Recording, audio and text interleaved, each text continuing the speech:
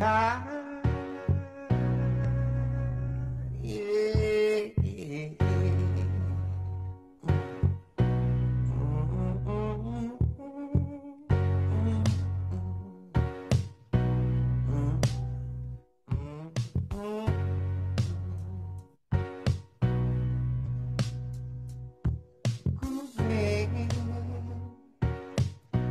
got you feeling alright. Where is your body moving? Come on, do it all night.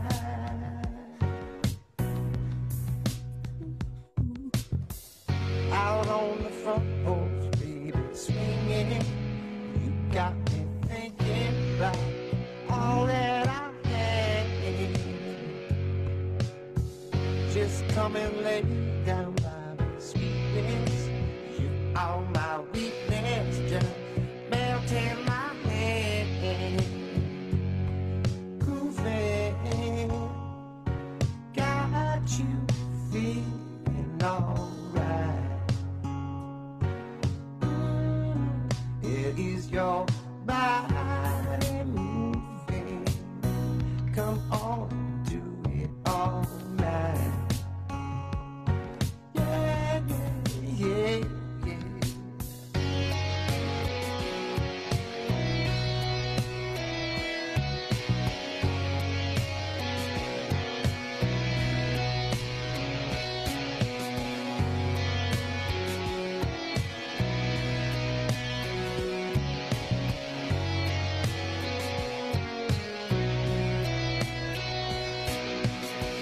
I got a place I know you need this. Wanna be with me all that you can. Just tell him what you gotta see. It's just so hard to be this, so they'll understand. Grooving, got you feeling alright. Where is your body moving? Come on, do it all night.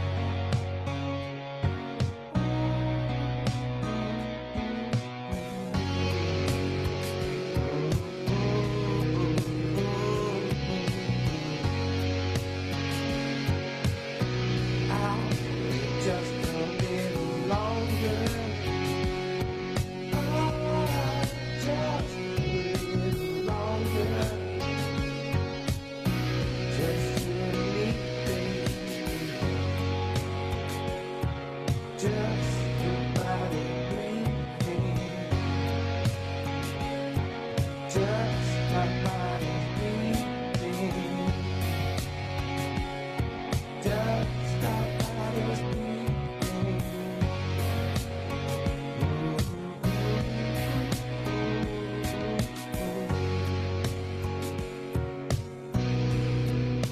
Nothing that matters. No, nothing else matters. Just you and me, baby.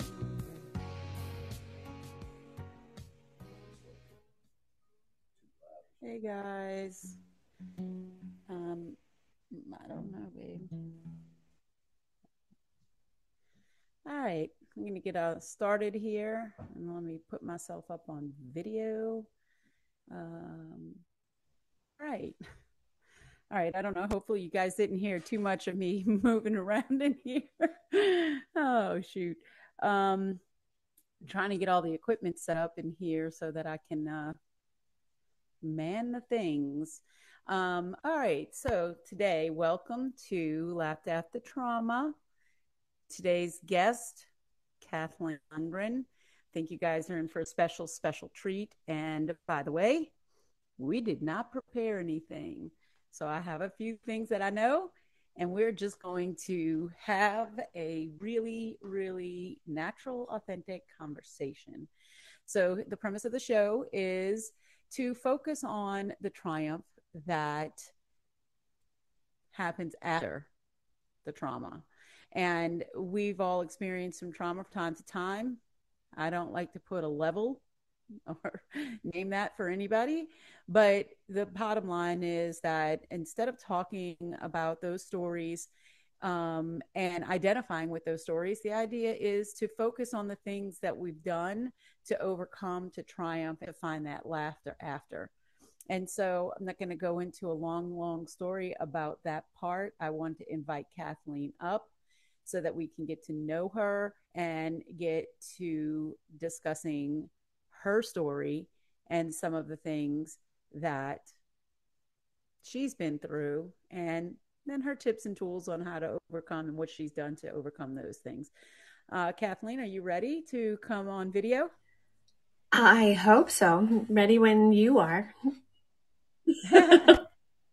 I am on video. Do you not see me? I do see you. Yeah, no, it's fine. Yeah, okay. I was like, wait a minute. When you said if I am, I'm like, oh wait, is my video not working? Because I am a technology. No, you are beautiful and shining. Who knows? Oh shoot. All right. So before we get started, tell us a little bit just about yourself. What do you do? Where are you from? Sure. My name is Kathleen Lundgren. I'm 48 years old, and I am from Canada on the west coast of British Columbia. I lived most of my life in a suburb of Vancouver called Surrey, and I moved around quite a bit as a young child. And then I ended up here on Vancouver Island after working about, I guess at that point, I had been working in the music industry since about 2003. And we moved over here. Well, actually, sorry, no. Losing track of those things. Okay, so about 2000. Maybe 1999, I started working in the music industry. And then I came over here in 2008. And I've been living on Vancouver Island since that time. And from here, I have both commuted back to the mainland in order to teach the music business program at the NIBIS School of Recording Arts. And then started my own series of companies over here, from Mission Management Group, that was a company that managed artists, and to True Love 2020 Vision Consulting, which is the one that I have developed after having most of my trauma, and being able to hold on to that vision of what you see as your life purpose in your mind screen. And I do that as a consultant. And then I also am the label manager and owner of a small boutique record label. And we release music in the kind of alt country Americana genre of music. What's the name of that? I thought that was what True Love 2020 was. No, the label is called Elbow Room Recordings. And our hope with that. Yeah, I did know that because you have a show coming up with that. I do. Yes. Yeah. Our first release since kind of the pandemic letting us get back to music. Yeah. I think we were having a little bit of lag. Can you hear me? I can hear you. Okay. So there is a little bit of a lag. I think it's happening right now. But anyway, I think we'll work with it. It's not too bad. All right. So I think that, not knowing a whole lot about your story, but learning a little bit about it, kind of listening to you on your gratitude journal. So the way that Kathleen and I connected was in some of the creator activities and rooms that happen for creators here on Fireside. So I only have met her recently. And I happened to start trying to tune in to some of her shows that go on at 10:30 my time, so it's kind of late for me. And but these shows are gratitude. So what day are we on now? Like 80 something? 81. What day are you on? 81 tonight. So 81 days. And what she does is she just comes on and she looks at the day and she finds specifics in the day that maybe would have been something not so positive, that she turns into something as a way to have gratitude. Now, in a lovely twist of fate, last night she literally had nothing to, she was grateful for everything that happened, but there was nothing really that needed to be flipped. I don't think you would have changed anything yesterday. And I happened to be able to get on, and her energy, so I'm in New Orleans, right? So you guys, her energy last night was off the charts. Like, I felt it here. And I'm pretty sure we're 2,500 miles apart, maybe something to this effect. So it was definitely for real. And looks like you're still riding that high. I am. Today. Yeah. Okay, good. Yeah. So yeah, and so there was something that you talked about yesterday, and I kind of would like to dive into that a little bit. You may have other things you want to talk about, and you can take the stories however you want them to go. Whatever. You can lead the stories. But I am intrigued about the 1 year anniversary and the turnaround that you talked about yesterday. And, I'm also a little intrigued about some of the relationship stuff you've talked about. So let's just dive into whatever you want to talk about, but please promise me we'll touch on the 1 year anniversary thing. Sure. Yeah, because I do feel like my whole life was leading up to that moment, and because it was such a lesson on to be careful what you wish for, to be careful what words you're saying out loud. There's so many lessons to take from an experience like that. So I will get there, but I just want to back up just a little bit. Because the reason why I was even in the North is kind of, I think, important. Yeah. Let's hear it. Yeah. So it was about, I would say, about 5 years ago, 5 or 6 years ago, I started working with my husband, but also with two other singer-songwriters, and they developed a trio called Lion, Bear, Fox. And this was my real entrance into supporting music that I believed people needed to hear. And not just music for the sake of creating a musical economy and being able to support, our family and that sort of thing, but truly music that had a message that people needed to hear.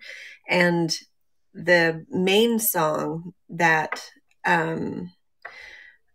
was written was a song called Shine. And that song in particular, whenever this band went out to go play,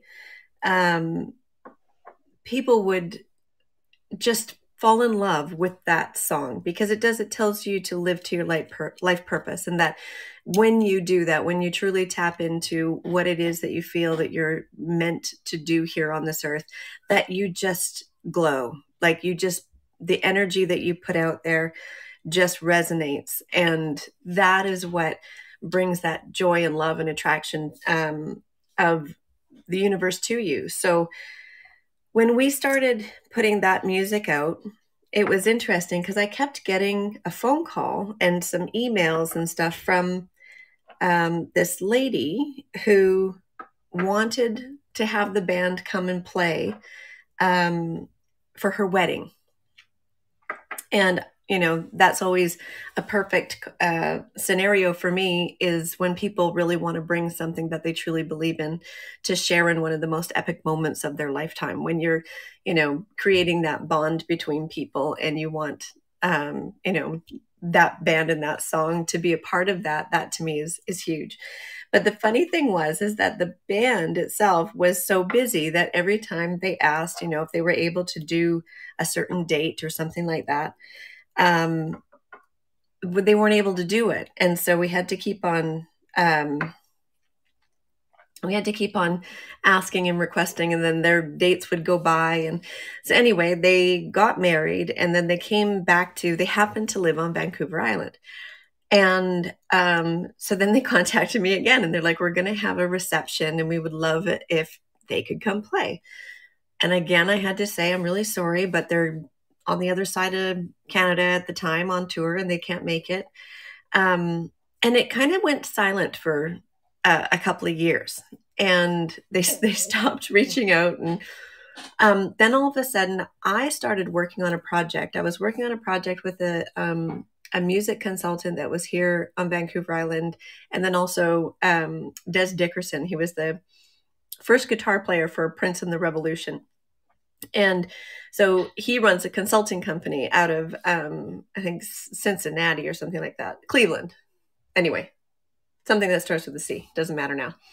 But anyway, so we were all working through the details of putting on a series of concerts that would start in Canada, in Dawson Creek, and end in Anchorage, Alaska, and going all along the Alaskan Highway.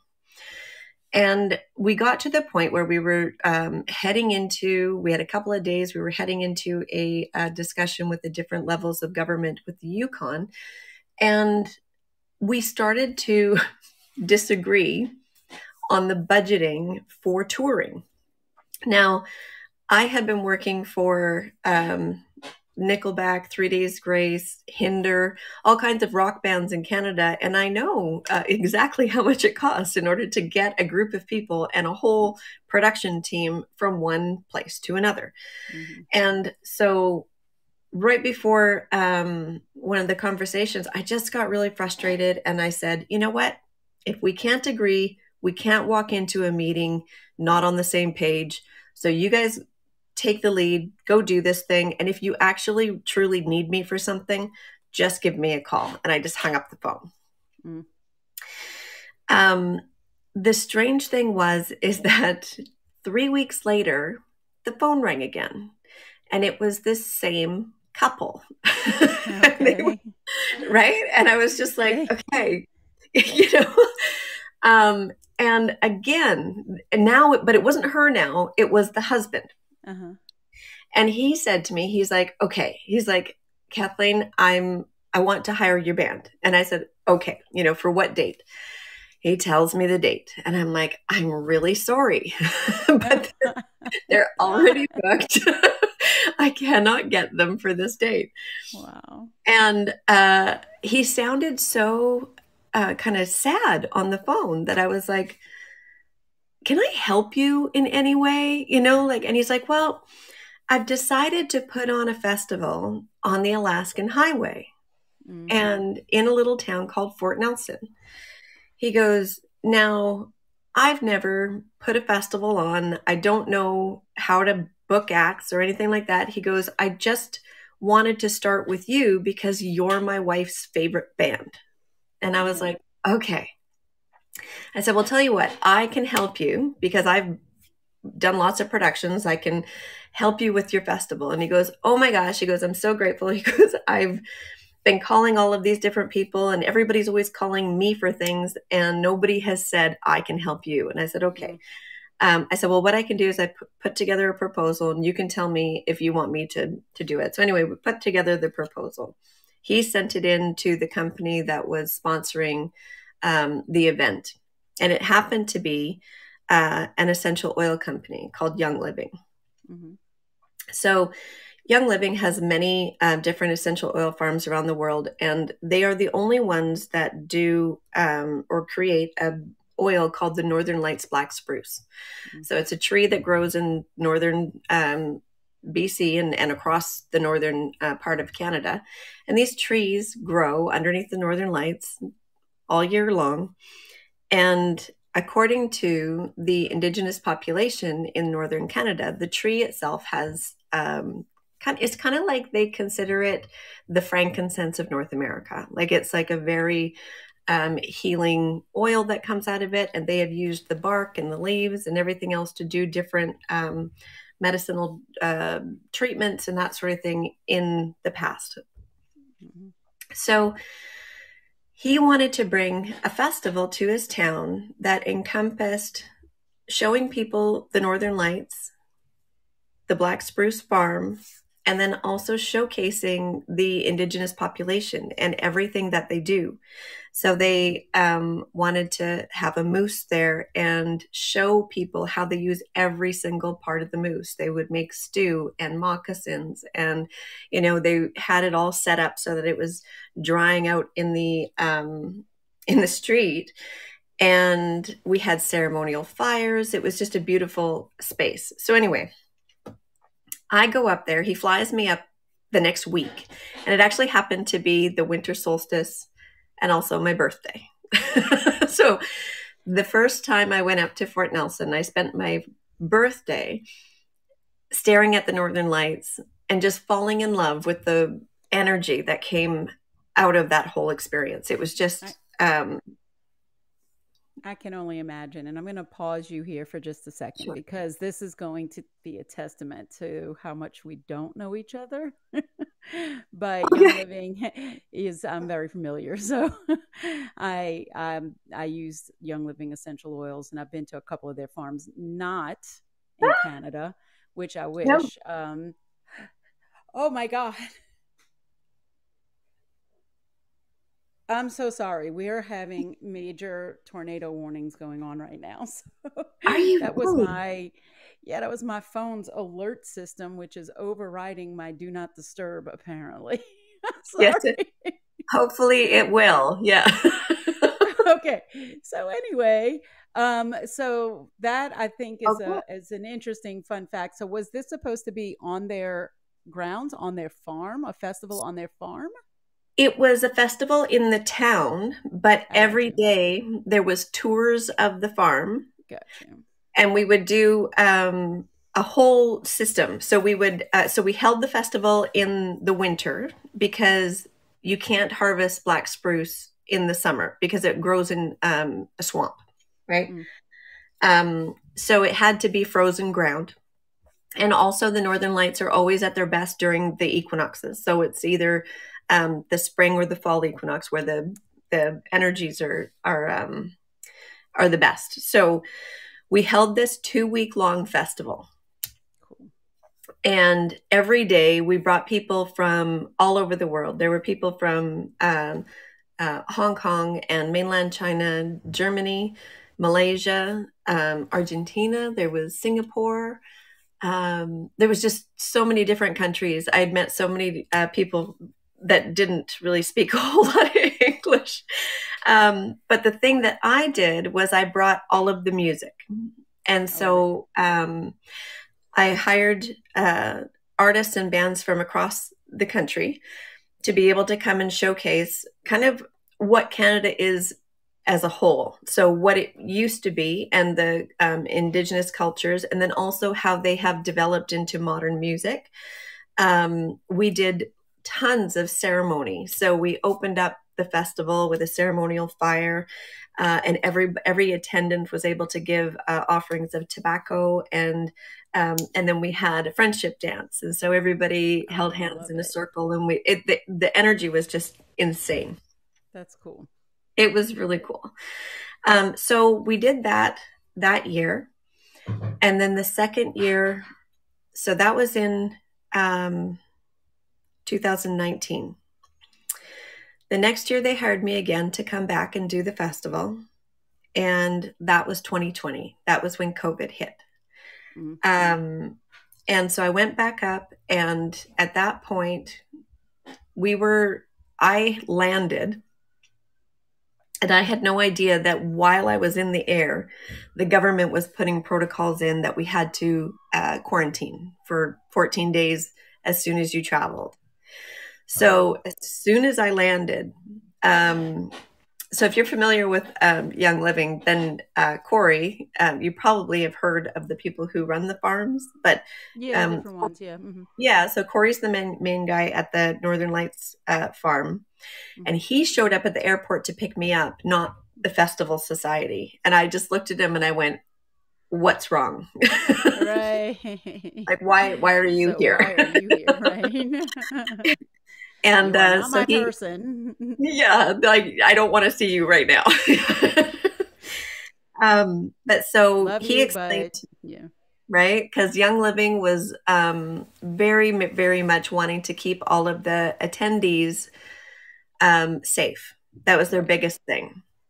So we started to kind of shift all of the events, and we were getting all kinds of cancellations from all of the people who were coming.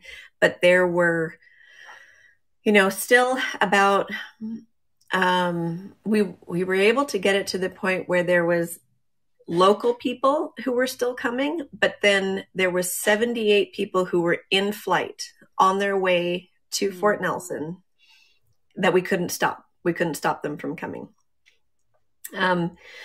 So as they landed, they would always land in Fort St. John. So we would send vehicles down, because we even, like, our buses canceled, everything canceled. So we had individuals going down with large scale vehicles to go pick these people up from Fort St. John, bring them to Fort Nelson, and then we all quarantined together for the 14 days.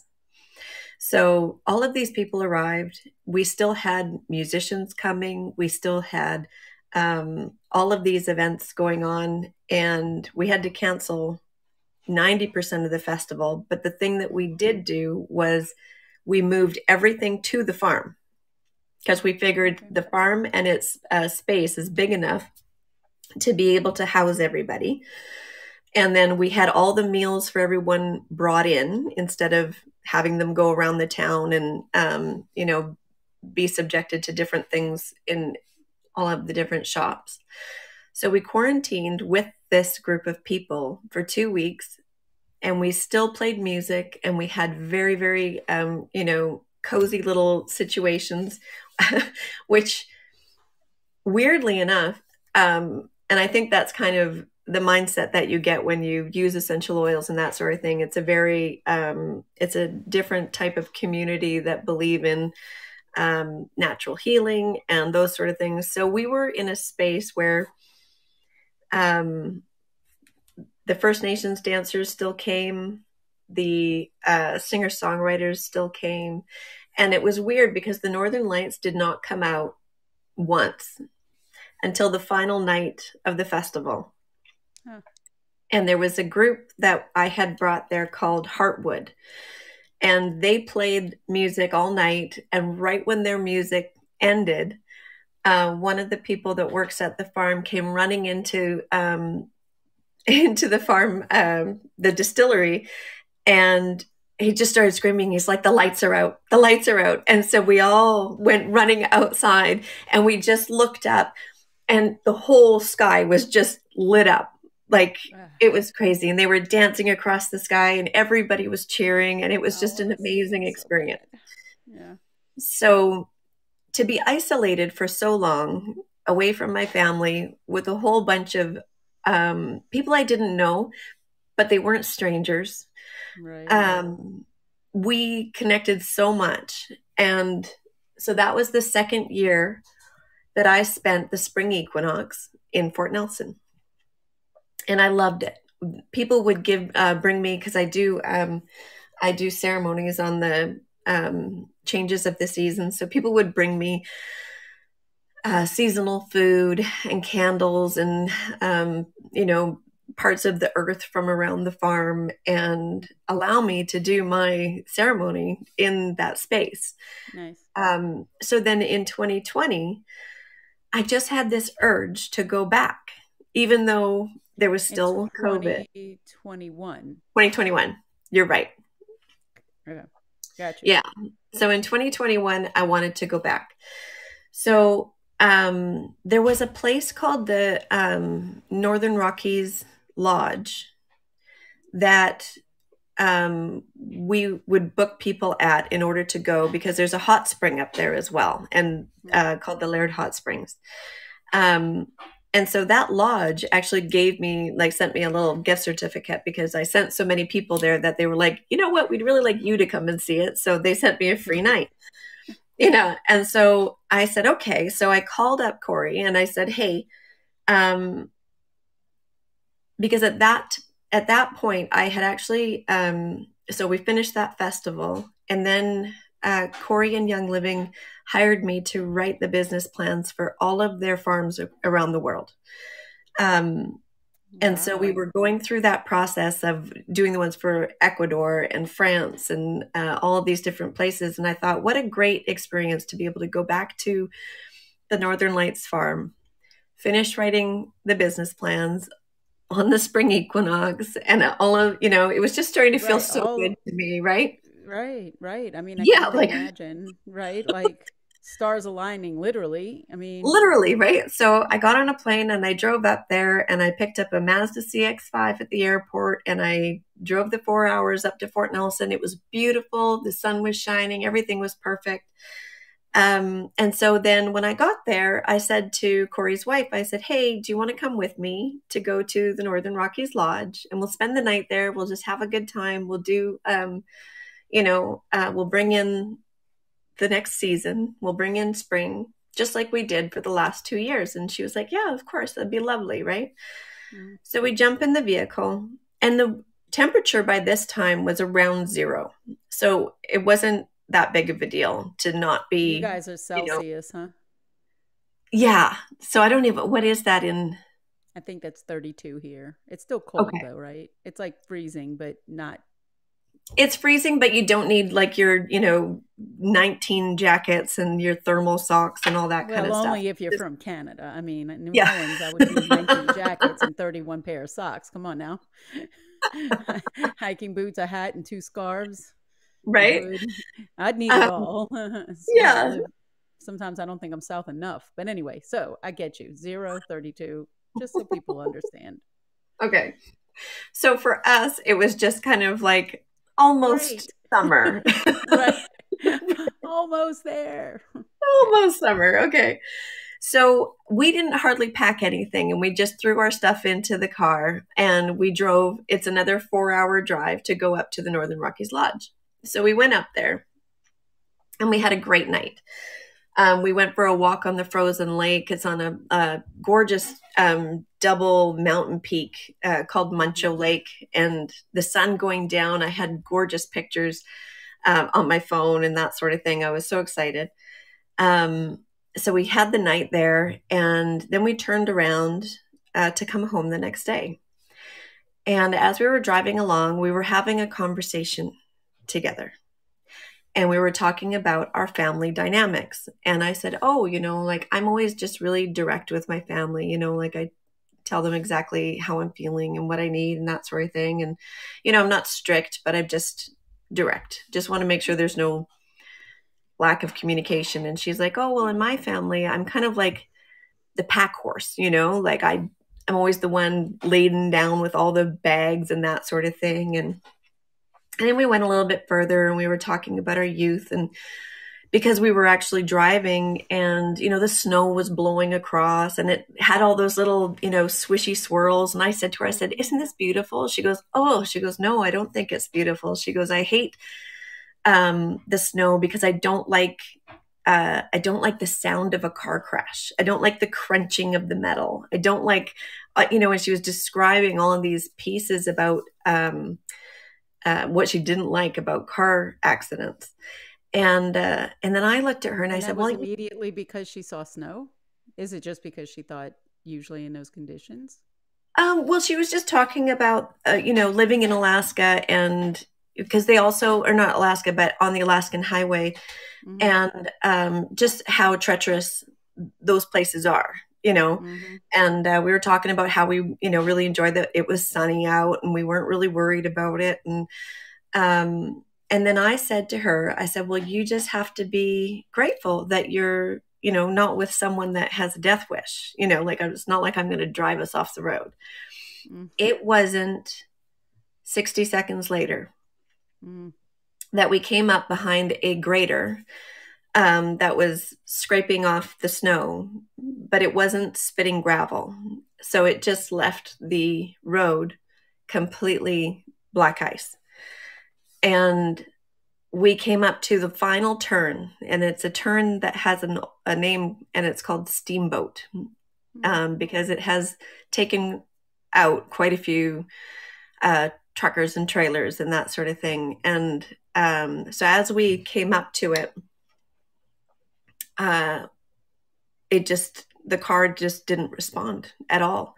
It hit just a tiny little piece of that berm that the grader was creating, and it just sucked the car right into the side. And we just watched the guardrail go by, and all I heard was her, she's got such a cute little voice, and all I heard her saying was just, no, no, no, no, no, and then we just drifted, and I kept on thinking to myself, I was like, we're going to stop. There's no way that, like slow motion, but yet everything's flying by, right? Right. Yeah. Yeah. And I've been in a couple of, it's really wild, and, but then when I realized that we weren't, my brain did this really quick Rolodex of everything I had done in my life, for the childhood cancer campaign, the veteran awareness campaign, supporting music I loved, raising my children into, really good, active people that were part of society. And I literally did this little blah, blah, blah, and went, I'm okay. I'm okay with everything. I don't regret a single thing. And so she grabbed my hand, and I just let it go. And I said, all right, this is up to you now, and I don't even really know who I was talking to. I just said in my mind that I don't have any control over this. And then I kind of, laughed a little bit, because I was like, never in my wildest dreams did I think that I was going to die from being, in a car accident and going off a cliff, like you don't something you dream about. I'm just saying. No. Right. I didn't see that one coming. Right. Well, okay. So I'm going to pause here for a second, just because I want to talk about a couple of things. So I'm going to assume, or I'm going to guess, because I don't like to assume, but it seems that this trip from when you hit the black ice till you were maybe off the cliff couldn't have been that long. I mean, is there like a seconds that you think it was? I mean, I feel like there was a lot of things that happened in that short period of time. Even the consciousness of you two being able to connect during that, really. I was 20 seconds. Like scary moment. Like from the time where we hit the berm and the realization that the car just kind of sucked in, turned sideways, and then was just going. Like I had the ability to pump the brakes 3 times and turn the wheel. And actually, which she didn't turned do the anything, wheel. probably, right? Well, it just turned the car sideways. Like, so. Okay, gotcha. Yeah, because we were heading straight for the cliff, and Marnie, in her infinite wisdom, she just said, I'm not hitting this head on. She's like, I'm going to try to do everything I can. So she grabbed the wheel and turned it, and so that we would take it at a side angle and roll instead of hitting impact down. Dive, right. Yeah. So I feel like there was a lot of awareness. I don't think I've ever been this aware in those type of situations, but also the connection between you two. Are you guys still good friends, or how are you now? So I stayed with Marnie and Corey for 4 days after the accident until I could work my hands again and get on a plane home. And then I went down to pick some things up from them that had been recovered from the site. And then after that, Marnie ceased communication with me. Okay. Mhm. Okay. All right. Well, do you need a minute? I'm okay. Okay. All right. So pick up wherever you feel like from here. Well, I mean, I know you went off of a cliff, so yeah, we went had to off be of a some cliff. way of you coming back, because here you are. So, Yeah.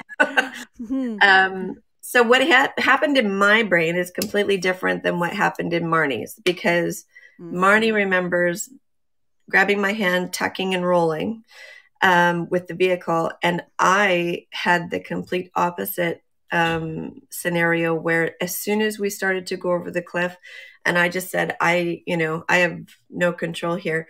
My mind went completely white. I have no recollection of any of it, except for a flash of a tree branch coming through the windshield and hitting me, which in my brain at that moment, I thought I had died. But then I woke up to Marnie touching my face and going, "Are you okay?" And yeah, that's when I woke up.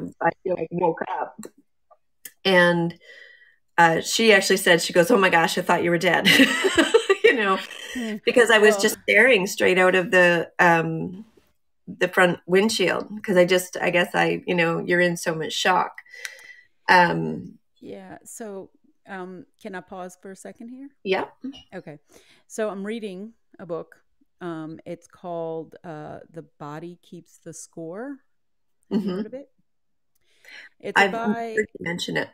Okay, yeah. So it's by a doctor who's been studying what happens to the brain when it goes into shock or it has trauma. And I think you'll find it interesting. I'm not going to go into the details, but what you're describing, he describes an accident that a husband and wife were in. And what you're describing is exactly the same, where one person stays aware and goes into the flight mode, in fight or flight mode, and one person in the accident blacked out.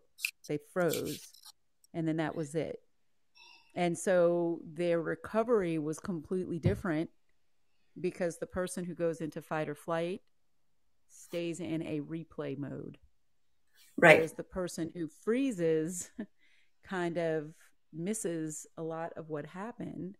And even though you still have the trauma, your recovery is different, because you don't have the same type of flashbacks as somebody who went through all the motions, basically. Anyway, so I didn't mean to interrupt, but I find that interesting, because you're describing it right here in real life for us, and it's interesting. It's interesting how our bodies handle things. Yeah, I've been told a few times that it is a defense mechanism, and it's actually the adrenaline that comes up, and when your mind thinks that you won't be able to handle the reality, it just wipes it out. And that maybe in the future, it may come back at some point, but a lot that of times for now, not, because what it does is it turns off a whole section of your brain. So you never know. You have to read that section. I'll send it to you. I'll scan it and I'll send you that part, but it's neat. But anyway, yeah. I didn't mean to interrupt, but I thought that was neat and applicable because of the way you guys both experienced it very differently. So you woke up to her hands on your face. So I woke up to her hand on my face, and then all of a sudden, all the sound started to come back really quick, and there was hissing and beeps going off like crazy, because I actually have like a whole bunch of pictures, and I think I posted them on my one, at least, Instagram. So everything was going off, all the bells and whistles and things like that. And so then Marty said to me, she's like, "We got to get the fuck out of here." And I was like, "No shit." Right? Yeah. So luckily the sunroof had been popped right out, and there was nothing left of the car, and none of our things were left in the car. So as it rolled, everything flew out of it like a piñata, you know. Right. So she, though, gripped, because she was actually holding her phone when we went over. She gripped it so hard she screenshot her phone. And although there was no service where we were at the bottom of the ravine, she held on to her phone. And then this is how we are different as well, is I went straight off the back of the car and straight up. So in those pictures on my Instagram, there's actually somebody has gone back down there and then taken a picture of the crash site and looking back up the hill. That's a lot. And so then from there. So how far up is it? Do you know? It's about 200 meters, or like 250. Well, yeah, 250 feet, I would imagine, if you're talking feet. Meters is a Canadian thing, right? Right. Yeah. So that's why I was asking meters. Yeah, like 100, 150 meters. But, yeah. But yeah, it was about 250 feet. Mm-hmm. And so then I go straight off the back of the car and just start going and yelling at her too. She's about 10 years my junior. So I immediately went into this like mother mode of just yelling encouraging things at her. Like, come on, girl, you know, we've got this much adrenaline. We got to get up to the top before it runs out. You know, like we only have, and also timing, right? Because now with a snowstorm, and we were 4 hours more, well, an hour more north, the temperature that day dropped to minus 25 degrees, and we had no jackets on, no gloves, anything. So now we're, you know, fighting against time and fighting against our own energy and our injuries to be able to get ourselves back up this cliff face. So anyway, so we do that, and I go straight up because that's my go-to. I mountain climbed when I was in high school. I just, you know, I'm like a mountain goat. So did y'all both extend out of the car through the sunroof? Yes. Okay. And then you went straight over the back, and she was like, and she went off the side of the vehicle, and then she followed kind of like she followed the path of debris. Okay. Because again, she's super smart. Okay. And I was just like, get me the frick out of here. I want to be up there flagging somebody down as fast as possible. And she was like, she's like, who knows what we need, right? Like, she's like, I'm going to go pick up bags and grab clothing. She grabbed masks, like, because we had masks with us on the thing. And by the time she got up to the top, she had a whole bunch of stuff on her, like being the pack mule that she had talked about, you know, even just a half an hour before we hit that turn. And luckily for me, because in my instance, both of my hands got pinned between the seats. And when I pulled them out, I lacerated my hands in like 4 or 5 different places. And so as she looked down at me, I was just covered in blood from head to toe, and she couldn't figure out where it was all coming from. But so then she finally did, and she used the clothing to tourniquet my hands and the masks and that sort of thing to stop the bleeding. And then we got to the top, and in that state, I didn't have any real understanding of how isolated we were, because I started to walk away to go find, you know, like walk up the highway and find a gas station or do what it is you're going to do. Right. And she just yelled at me. She's like, Kathleen, like, we're in the middle of nowhere. So stay put. We literally need to wait for a vehicle to come by. And so we were there for about 5 minutes, and there was 2 vehicles that came around the corner. And the first vehicle had a case of water and a first aid kit in it. And the second vehicle had like 5 blankets because they were on their way to go to their winter cabin. And so they stuck us in the back of their vehicle, covered us with blankets, gave us water, started to bandage things up. And then at the top, we were able to get cell phone service to be able to call her husband. Mm-hmm. And so we called him because in remote areas like that, there's not a lot of medical assistance. And so it took him 37 minutes to make the hour drive to get to us. And his vehicle pulled in like, a big dark horse. It just felt like, and so he put us into that vehicle, drove up, turned around, and then beelined it back to Fort Nelson, which was about, at this point, he took it a little bit slower. It took us about 45 minutes to get back there. They dropped me off at the hospital and just took Marnie straight home. And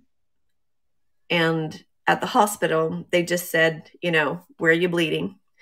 And so I just showed them everywhere. So it got stitched and that sort of thing. And then they had to, it took about an hour and a half for them to cut off my wedding ring because they only had one of those real manual grinders and not like an actual tool.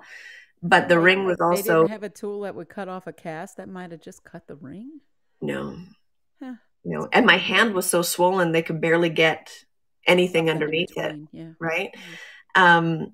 And the funny thing was, they kept on saying to me, they're like, thank your lucky stars that this ring isn't platinum or it would never come off. And in my head, I'm thinking, it is platinum, but right now it's melting like butter. It's melting like butter. It's melting like butter.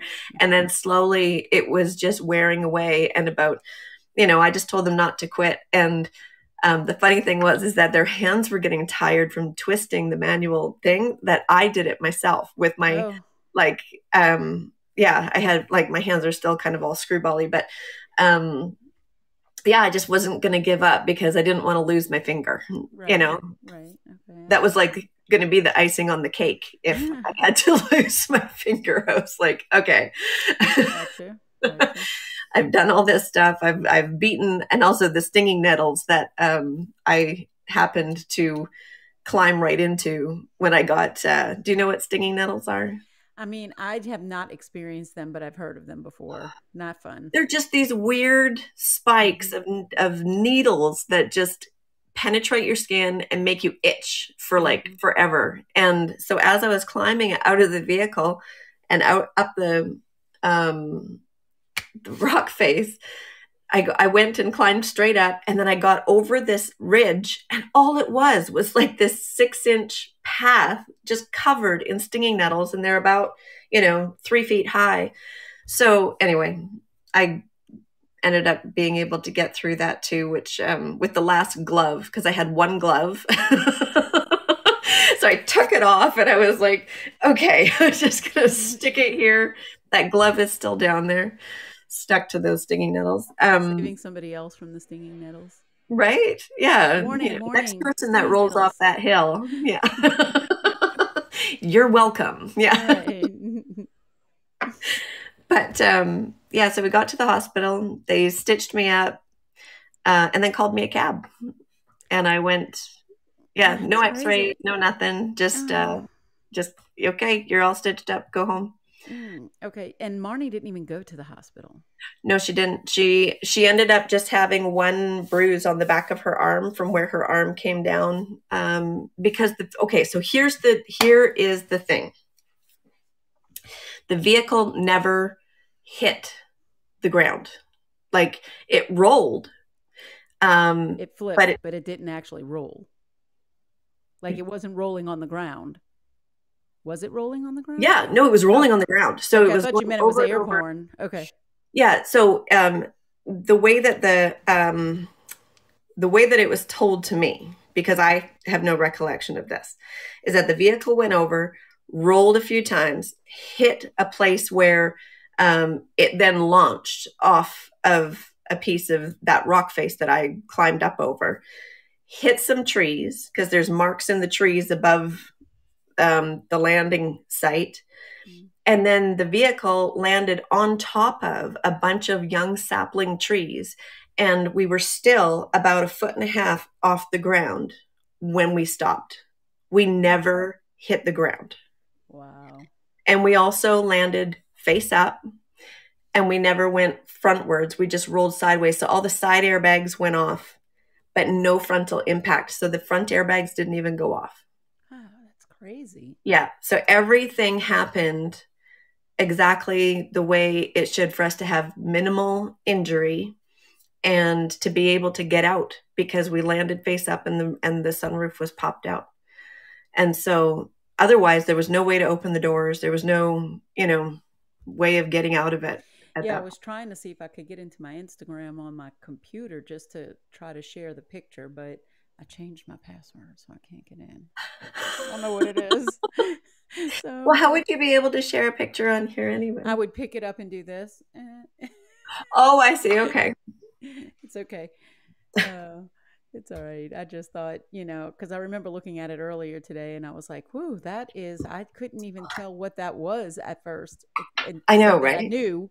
Yeah. Because of your story last night. And I was like, oh my goodness, what is this? Is this the accident? And then whoa. Yeah, I'm going to try and see if I can do it, because I think I can get on here.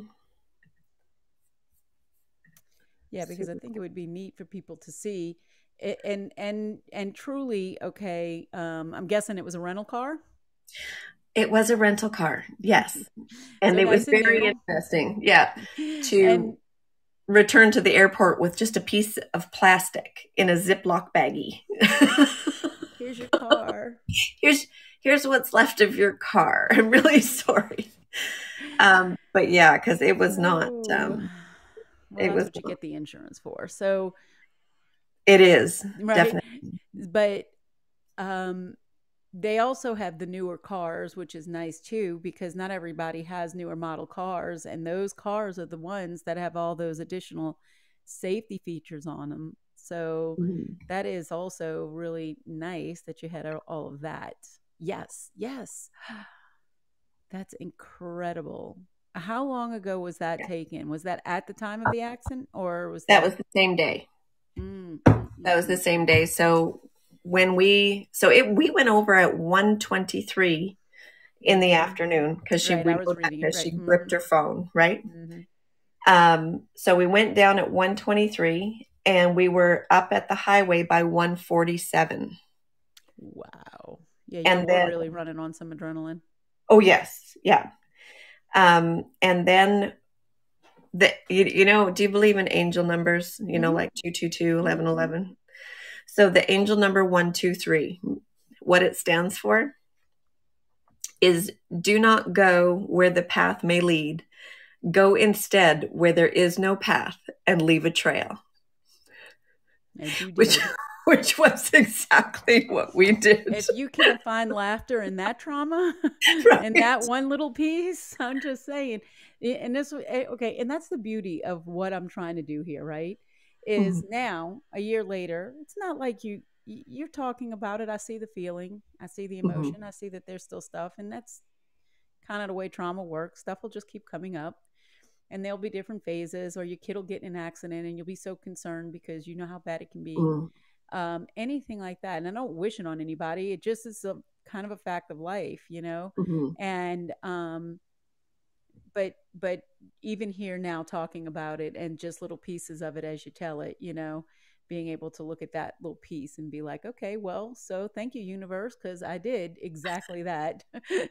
So there you are. Yes, exactly at that moment.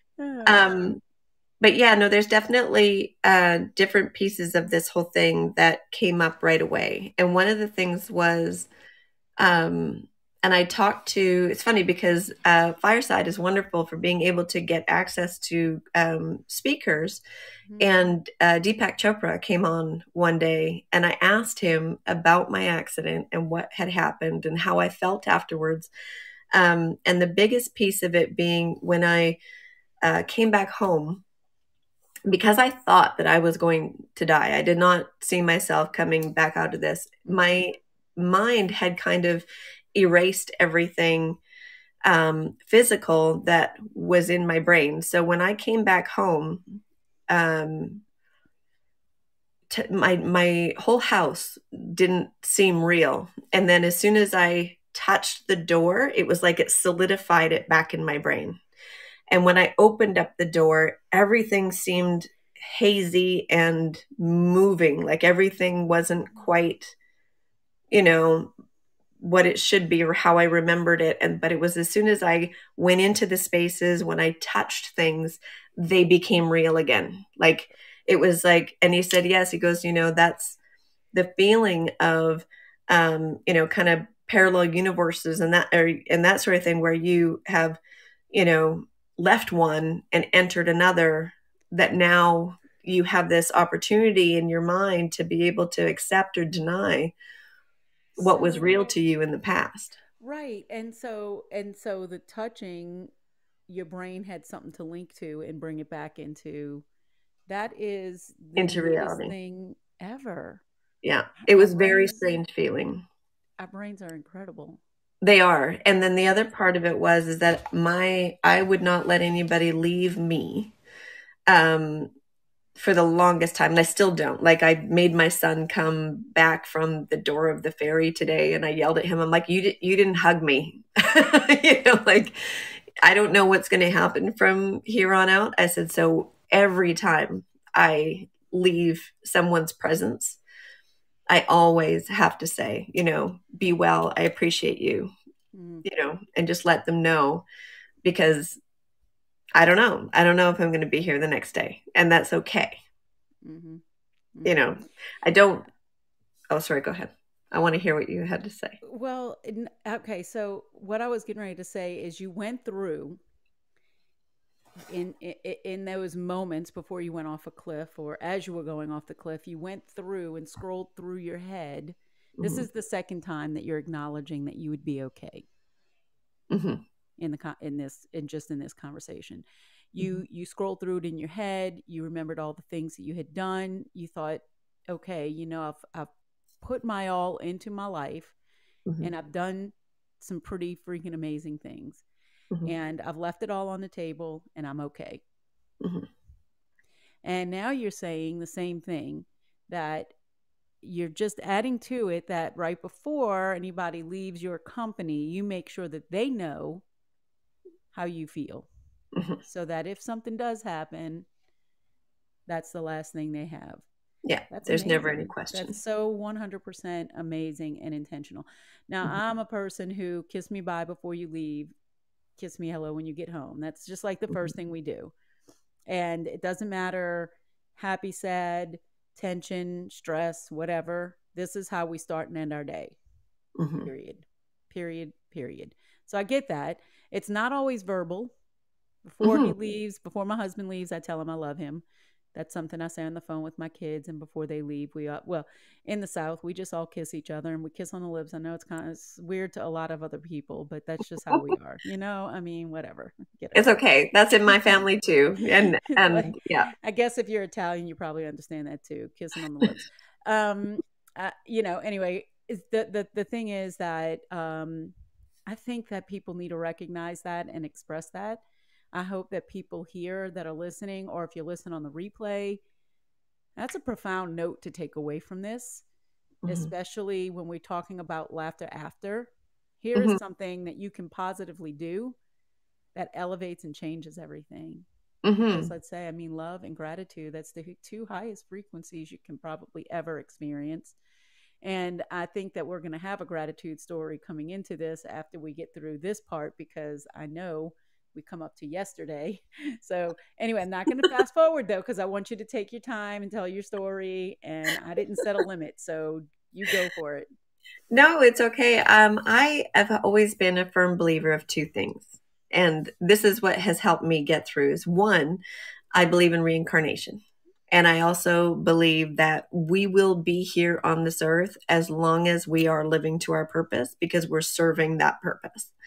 So Love it. in my mind at that moment going over, I thought I have served a lot of different awarenesses, campaigns, that sort of thing. So I was okay with the amount of service time I had put in on this earth. And that was what made me go, oh, okay.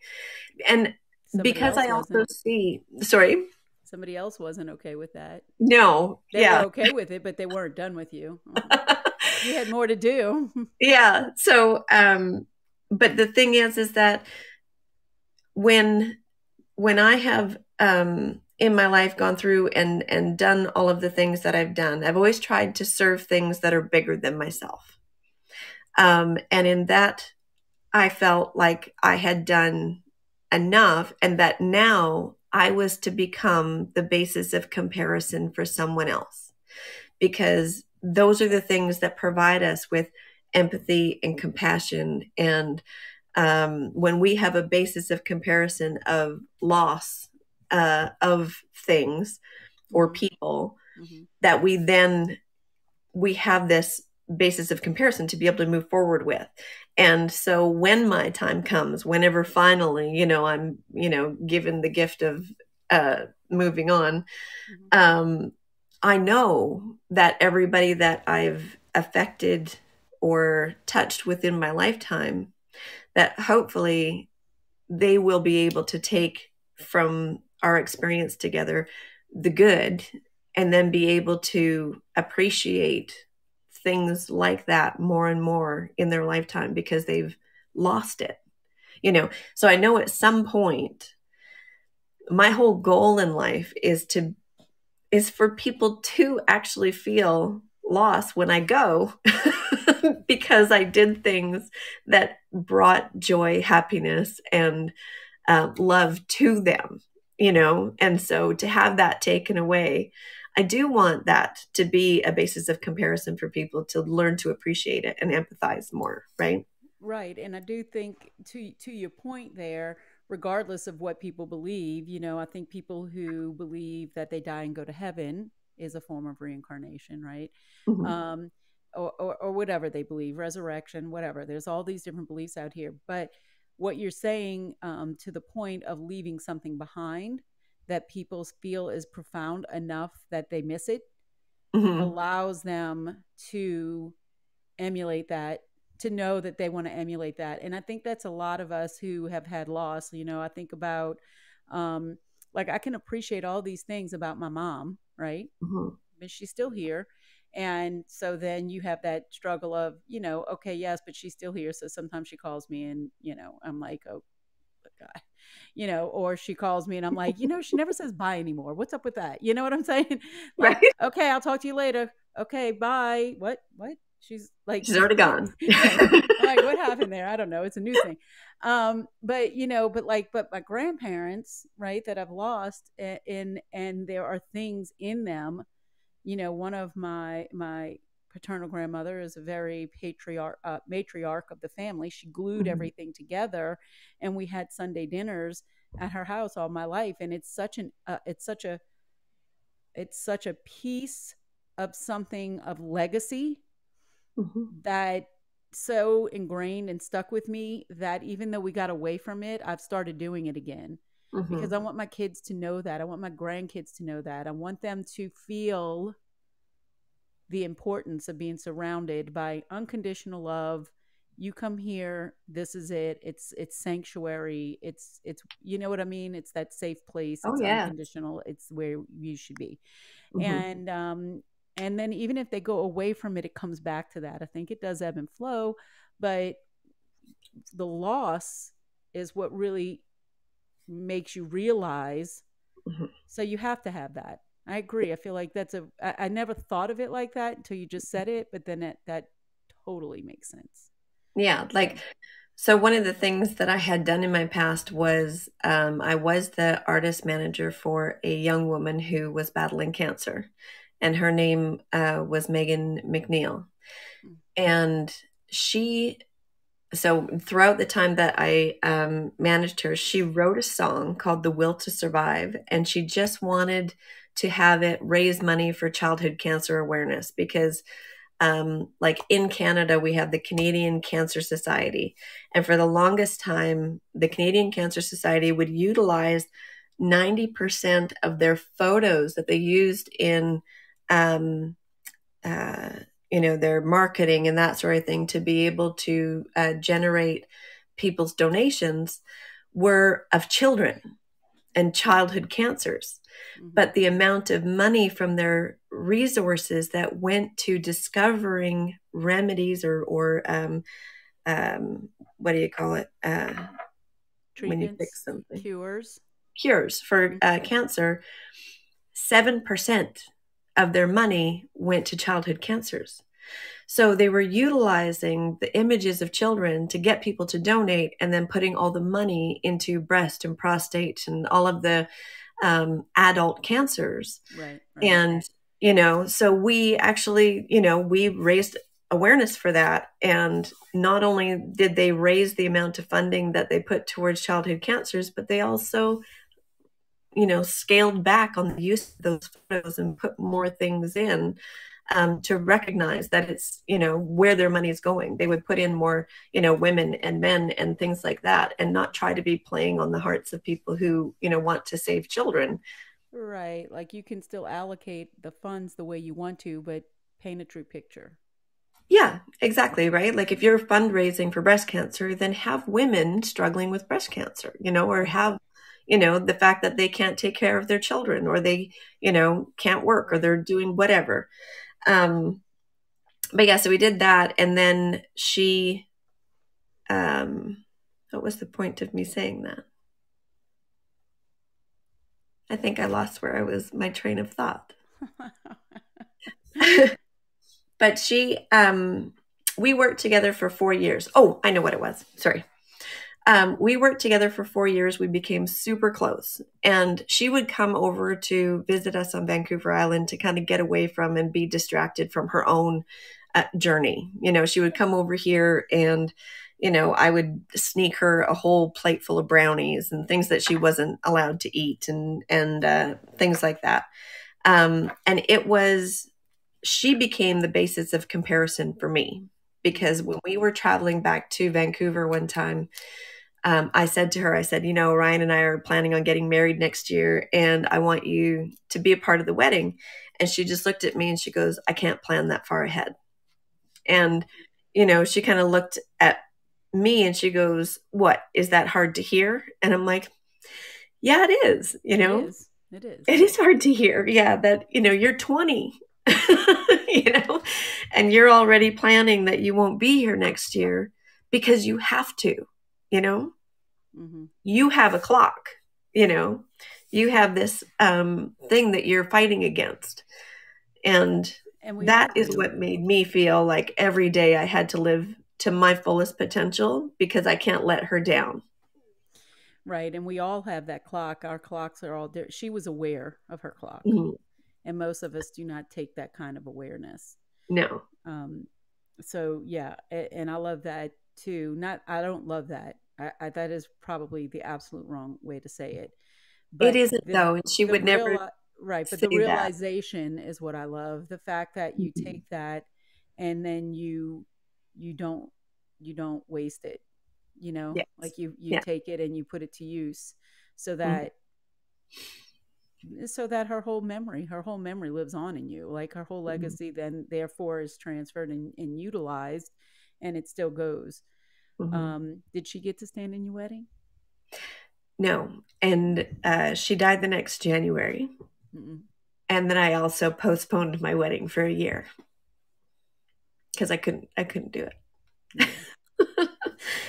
But that's the other thing that I wanted to say is that the two things I believe in is reincarnation and being a basis of comparison for other people. And the other one was that when we have a loss or something that happens to us in a traumatic way, is that the reason for a year of mourning or a year to get used to something new is because I truly believe that your body and your mind and your soul has to live through every day of a lunar cycle, or the annual cycle, to be able to realize that you can go on and you can live through again in this new way, this new form. And so that's why, with the anniversary of this accident being, or event yesterday, is that I feel so much joy and gratitude yesterday, because I survived that whole year. And I realized that I can continue with my new ways of having to work and be and function. I was nervous that I would, at some point not be able to find work because my hands don't work the same anymore, and things like that. Because most of the things that I do are very computer based, and I can only type or whatever for short periods of time at a time. But yeah. Yeah. And so that year, I like the idea of that. And I think I've done this before naturally, but without realizing it. Sometimes I think even 2 years, like, so, like, okay, let's just use the honeymoon phase, quote unquote, of a marriage, right? Or a relationship. I mean, because it doesn't need to be in the marriage, right? You guys are getting to know each other, and you enter in it. And usually at that 2-year mark is where certain things click, adjust, and hormone levels and chemical releases start to change. Right. And I feel like that's the same whether it's divorce or a loss of a loved one. All of these things, again, our brain and our body, the communication in our bodies is so incredible. And being able to take that time and being aware enough to be able to take that time is a good idea. And I think too, with trauma, knowing how that might come up for you in different times of the year, different memories that come up, holidays, maybe, whatever the things are, right? Being able to kind of go through those as well, and know how you're going to experience that, and how that's going to come up, and how those feelings are going to come up again. Even though it doesn't prepare you for every time it might come up, it prepares you enough to know that it is going to come up. And that's the thing about, when you experience certain traumas that are, what I don't know if this is a clinical term because I'm not a doctor, but acute, you know what I mean? Yes. Like a car accident. It's acute. It's just happened. It's not like you living in the stress or something where it stays extended and you've created this huge barrier of protection, which is still trauma. This is acute and immediate, like brain function change that just happened instantaneously because there was no choice. That was just because of blunt force trauma, whatever way that took place. And, so then you have an entire adjustment period. And I mean, a year is probably the minimum, is what I would say, know. For sure. But so I like that you took that distance. But I think also in that particular case too, it's very honoring of that person. Because when it's a loss like that, you get to be very conscious and aware of that through the whole cycle of grief as well. Right. So that's the funny thing is, so her parents, even right from her celebration of life, you talk about laughter after trauma, is that they blame every electrical glitch on their daughter, because I put together the video for her celebration of life, and we had, 1,000 people in a theater, and we were playing it, and the stupid thing wouldn't go. This is something that'll happen to me. It was just crazy. But the funny thing is that it wouldn't play the original version of the song that she sang in the hospital at the beginning of our work together. But it did kind of unglitch as soon as we got to just, her family photos and things like that. And then her performing the song, with Rain Maida and Chantal Kreviazuk and things like that later. And her parents were just like, she didn't want us to see that original version. They only wanted us to see, the good part afterwards, right? Stick with her version, right? Yeah. I love it. So. But yeah. And then, if you're talking about getting over things, immediately after the car incident, I like the first time that I drove again, and I was heading towards a turn, and I saw a, guardrail and that sort of thing. It was so funny because I gripped the steering wheel and I'm like, all right. Okay, it's you and me again. Yeah.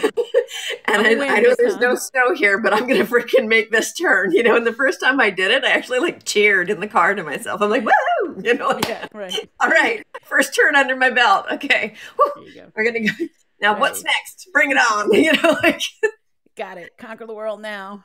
Yeah, because you know what? I'm not the type of person to not try driving again, and I'm not the type of person to not drive in the snow again. No, it's not I get back into it and get it over with and make it happen. And every time it happened, the same feeling would come up, but less,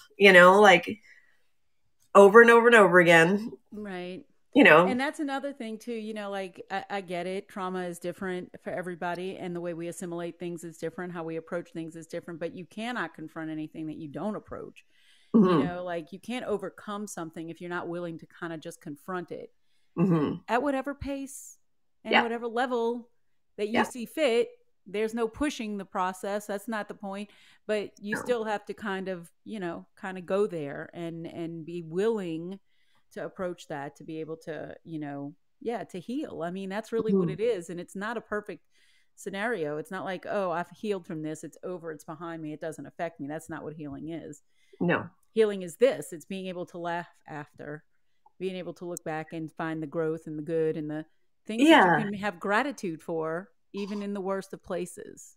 Right? Because actually you get to the point where if you like where you're at, if you know where you're at, and if you like who you are, and if you believe that all of these pieces of life build all of your personality traits, like your integrity, your honesty, your compassion, your empathy, all of these things are all derived from experiences that we have. And so, whether they're positive or negative or good or bad, you have to have them in order to develop those pieces of who you are. And my dad always said to me, he's like, Kathleen, he goes, he goes, experiences build your character. And he goes, maybe you're done. Maybe you can slow down on the character building. You might have enough character building. I think you've got enough character now, Kathleen. Yeah. You're good. At least for him. For his sanity. Yeah, he's a pretty nice guy. Okay, I'm done with your character building already. Right?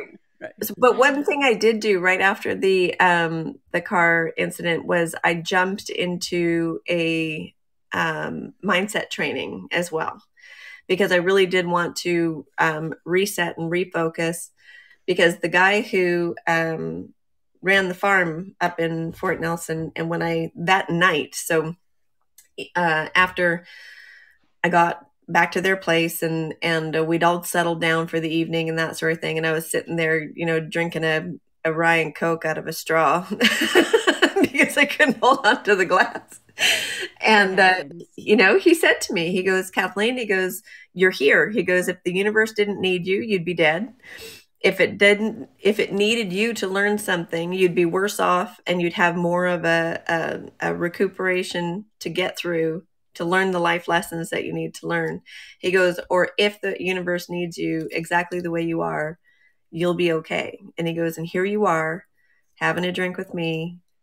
You got to keep going, and you got to be who you are, because the universe needs you just the way you are. You didn't come out of this with a, huge therapeutic requirement to learn how to walk again or do something like that, so I am very grateful for that. And in this month I'm interviewing two women who, earlier this month, someone who was in a wheelchair from an accident, and then later this month someone who is, well, I guess it's next week, who has a rare disease.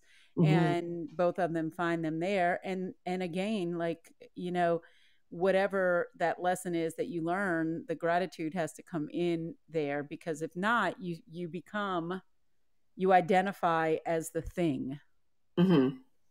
And the story or the things that happen to you are not your identity. Yeah. And your identity exists and truly can be created. Really, you have that option. And I love that's part of that mindset work, right?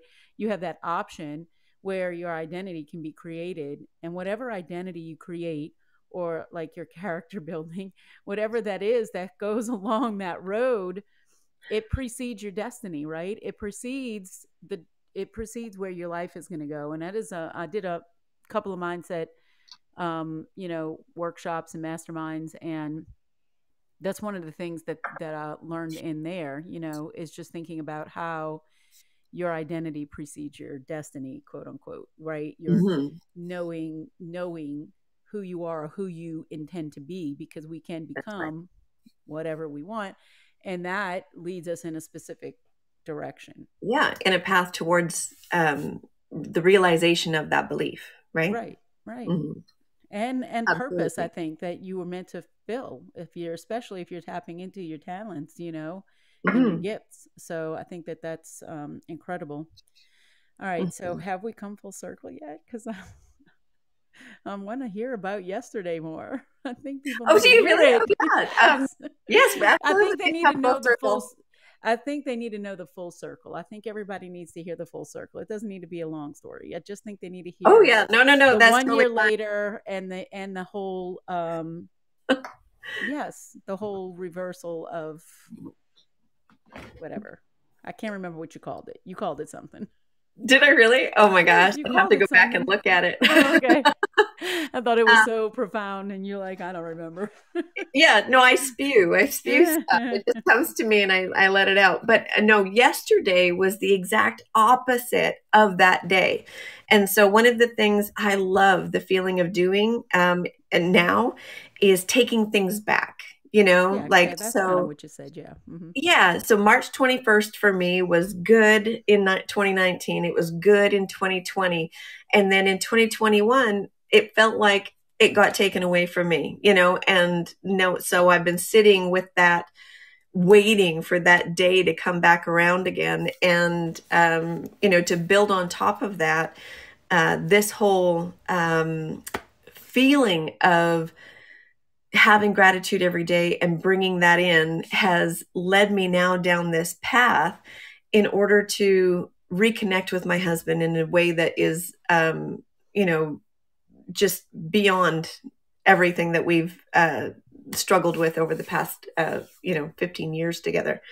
But so yesterday we woke up in the morning and we went to a place where he's recording 2 new singles, and these 2 new musical singles are actually songs that represent a lot about our life. One of them is called A Rock and a Roll, which we, both of us travel and do things for work, but one of us always stays and the other one goes. And so it's like a song literally describing that life of music and what we have to do until our kids are, fully grown and out of the realm of needing constant care. We still have a 12-year-old. So, we can't really see that we're going to take off together on tour until, she's out of the house, or at least able to stay alone by herself. So that one is called A Rock and a Roll. And then the other one he wrote is called Lost and Found. And it's the story of how one of the lines is, we've been halfway to happy for years, my girl, and because we always seem to be these 2 people who are striving, like we're both creative people. We both believe that we have a purpose and we're always striving to get there. So we're never quite, perfectly happy in our scenario because we're not done yet, like we're still always going. And sometimes that makes us butt heads because, his vision of what things should be and my vision of what things should be, when they don't line up, we lose each other, but we've always been able to, whether it's after a 10-month separation where I'm driving across the country and he's home or whatever, we find each other again. And he calls it finding each other again in the lost and found. I love it. I love it. Which to me Like was a just stuffed like, I don't animal? want to be described as an old pair of underwear on a playground. Go digging around for it in the lost and found. Just, Well, maybe you're the glove in the stinging nettles. right? Yeah. But so we spent the whole day there, and the Warehouse Studio in Vancouver is owned by Bryan Adams, and so he's a Canadian icon. What? I said, which is so cool. It was so cool. Like when he first walked into the studio, I was just like, hello. Like I couldn't even actually Right. sound out of my voice. I was like, Something weird is happening to my voice right now. Yeah. and then I was like, looking at myself in the mirror in the bathroom afterwards, going, what was that? You're squeaking. What is wrong with you? Right. But so then the next time he came through, he's like, you're still here. And I'm like, I'm not leaving. Like, didn't you know I'm that moving about in. me? Yeah. As soon as I find my way in somewhere, I'm a piece of furniture, Right.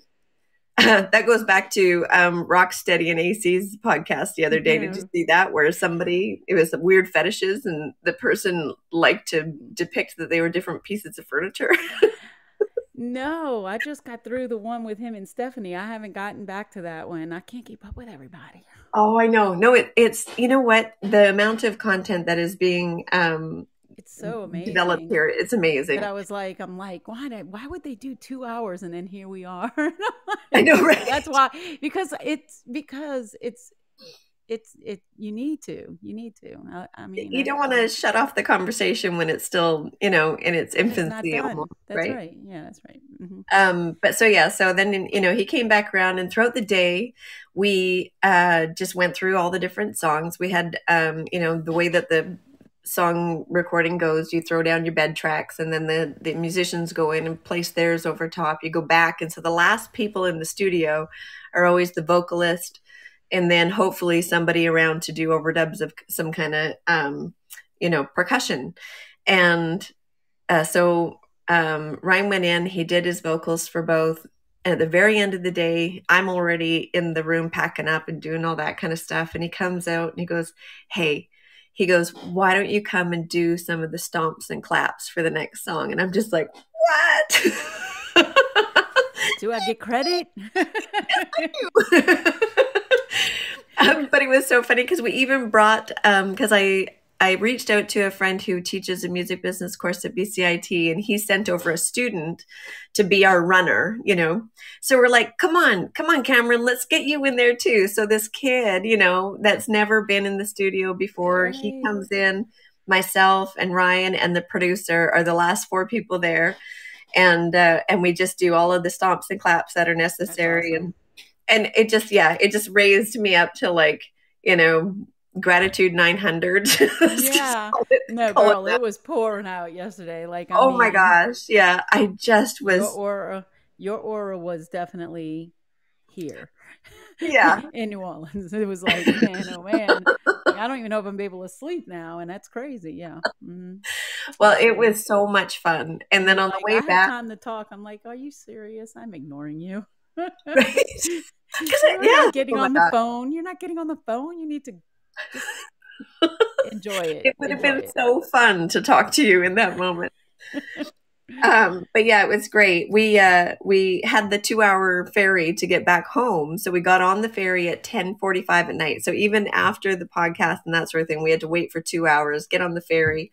And then we were joined by, there's a Canadian country singer named Aaron Pritchett, and he had just come back from the arena. He was doing a celebrity hockey tournament, and he happened to be on the same ferry as we were. So we just all got together. We all sat in our van and just had a great time rehashing the day. And okay. So More.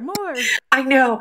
Okay, but I can't really tell you what it is, but I want to share with you. We woke up this morning to our publicist from Nashville telling us that we have our world premiere on, and I can't tell you on what network because I can't until I get a little bit more detail. But on May 16th, the video is going to come out to a network that has an audience of 40 million people. And this is the first time that us little Canadians are being presented in the U.S. on a country network. Oh my God. Okay. That's amazing. And that's the new song that you're going to be playing from Elbow Room here on the 22nd of next month. Yes. On Earth Day. Earth Day. Okay. April 22nd. All right. All right. That is super exciting. So you see that gratitude that brought you up here is just going to keep going because, you know, it's there. It's already out there. It's just happening. It's out there. And I just, And you know what? Made it all the way here. So whoever you hit on the way down, Nashville obviously got hit on the way down. I'm just saying. You've made it all the way to the water. I don't know if it can go over the water. We'll see. Yeah. Oh, it would be lovely. But yes, we're just so excited. We just got introduced to this lovely lady who, her name is Martha Moore, and she has been given the nickname Skates because she was born in, been working in the music industry since 1974, I think, or something like that. Like I was born in 1973. Mm-hmm. And she used to take all of the promotional packages and take them to all the different venues and stuff like that on her roller skates. And that's, I love it. You know what I mean? Like she's just the epitome of Nashville, right? Like I have roller skates. I just recently bought roller skates, old timey roller skates, so I can skate outside. I mean, oh my gosh, because I have a pair of inline skates. You and I should do like a, on. We can roller skate. I'm not good at inline, but I have just the regular quad roller skates, I haven't been on those inline skates in years, and so it would be better practice first. Right. You might not want to do that practicing here on camera. I'm just saying. That would be so funny. Anyway, all right. So to wrap up, let me just see something. I don't even, do we still have people actually with us? I mean, a few. Okay. So I don't know if anybody has any questions, if anybody wanted to come up.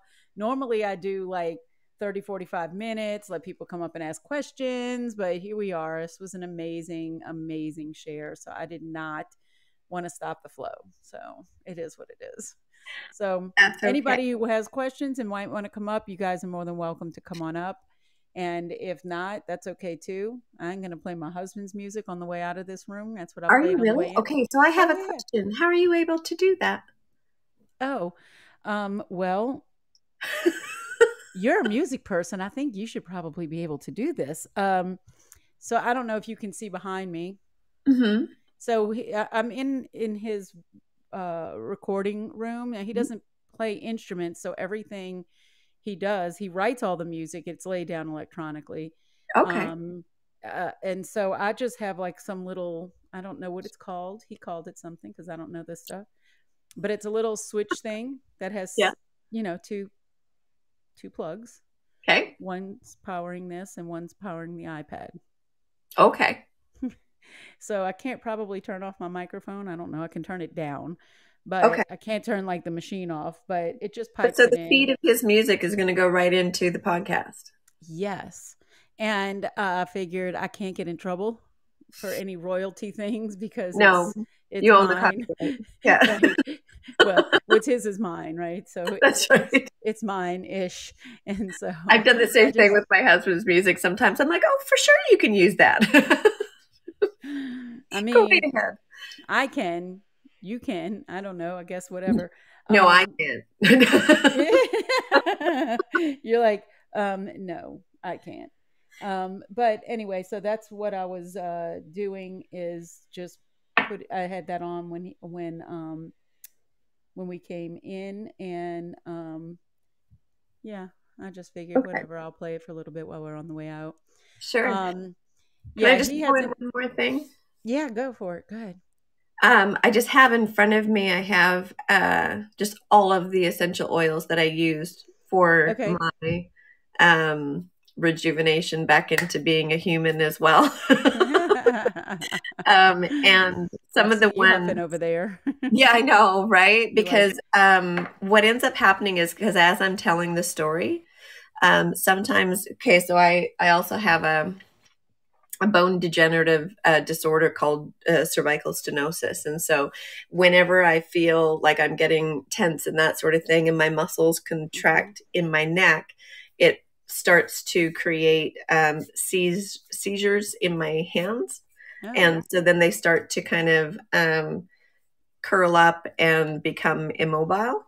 And so in order to get myself through that, I do the aromatherapy, and I use oils like, what were the ones I used today in order to do this was present time, you know, because I'm in my brain going back to a space of the event and that sort of thing, that I sit there and I put myself and try to keep myself in this present moment and just looking back and not throwing my whole self right back into that moment.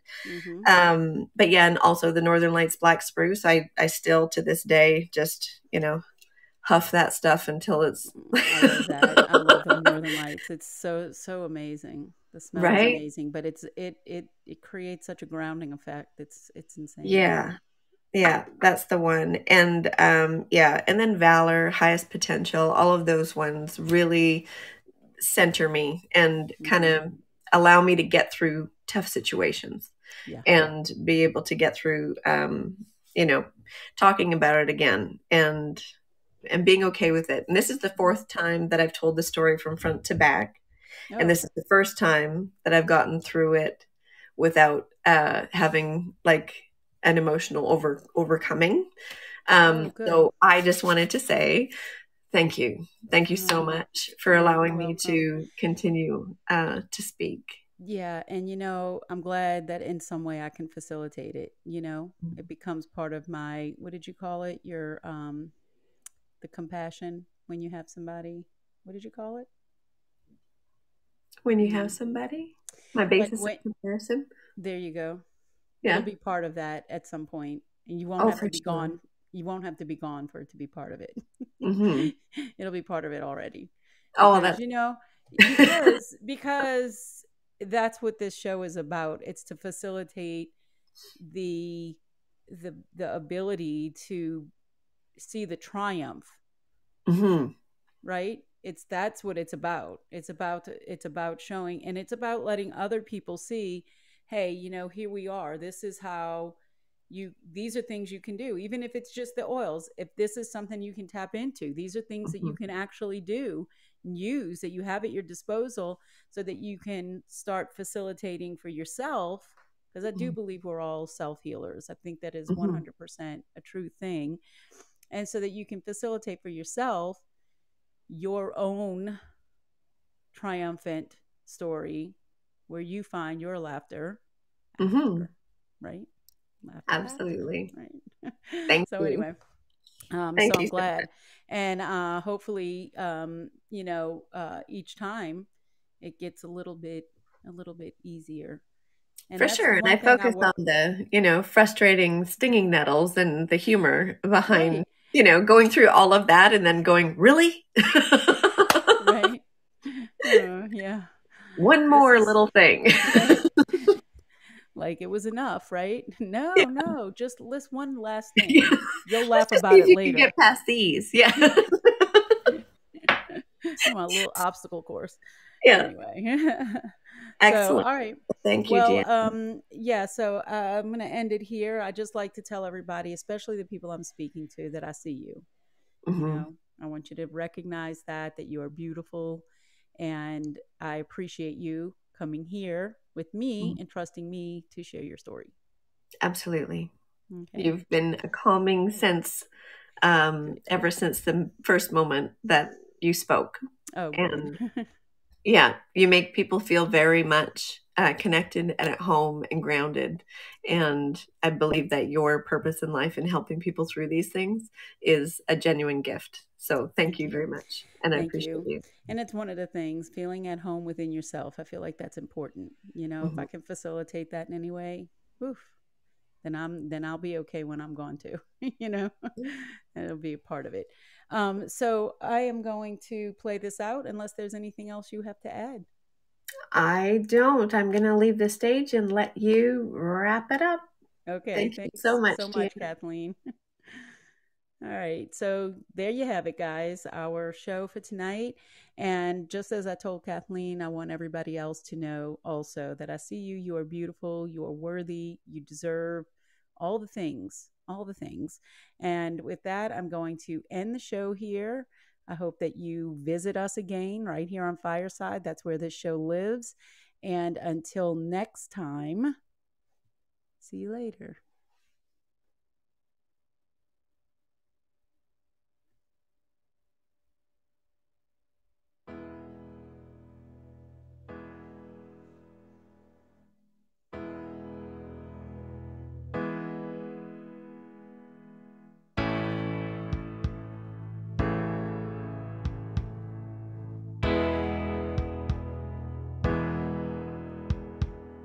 Sometimes I sit alone, speak in brief silent moment, but you know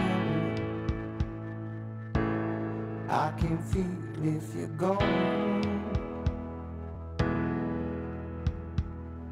Sometimes I sit alone, listen to you on the phone. But don't you know I don't speak until you're home. Baby, don't you